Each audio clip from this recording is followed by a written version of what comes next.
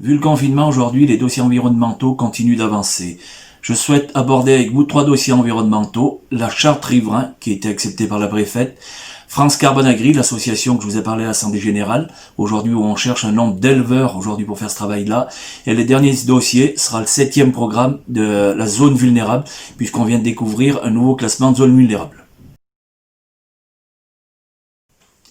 Donc, charte riverain, un dossier qu'on a travaillé depuis longtemps avec la Chambre d'agriculture, où on a accumulé pas mal de réunions pour faire part de l'utilisation et pourquoi on utilisait ces produits phytosanitaires.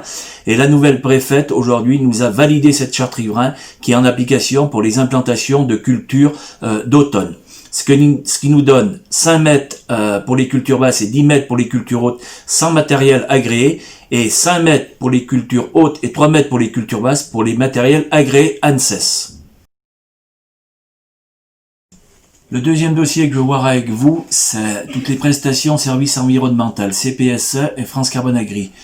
Une association sera créée avec des membres fondateurs, Chambre d'agriculture, FDSEA et JA de la Loire, aujourd'hui, pour présenter ces dossiers-là.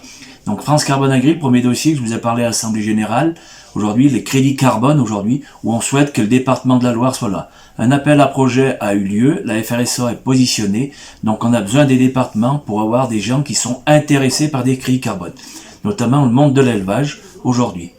Deuxième dossier, CPSE, contrat de prestation services environnementaux, aujourd'hui qui voit le jour, certaines associations en profitent déjà.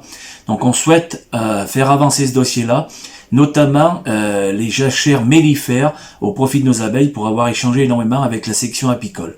Donc c'est un dossier qu'on va travailler. Aujourd'hui, on va faire travailler cette association pour trouver des financeurs dans ce dossier-là, des financeurs privés ou des financeurs publics. Dernier dossier que je veux voir avec vous, les zones vulnérables nitrates aujourd'hui. Un nouveau programme est en train d'arriver, le 7e programme. On vient de découvrir qu'un certain nombre de communes dans la Loire viennent d'être classées en zone vulnérable. On souhaite quand même travailler ce dossier-là fortement, comme on avait travaillé le dernier coup. On ne veut pas que l'agriculture soit responsable de tous les maux de la société. On avait demandé en amont qu'on soit associé à ce travail-là, notamment, et les DREAL et le ministère de l'écologie ont déposé ces dossiers-là à Bruxelles sans nous avertir, notamment Loire-Bretagne et RMC, les 2 agences de l'eau qui nous concernent. Donc on va se travailler ce dossier-là en lien avec la Chambre d'agriculture pour voir pourquoi on a autant de communes classées et peut-être en faire déclasser certaines si l'agriculture n'est pas responsable de cette pollution-là.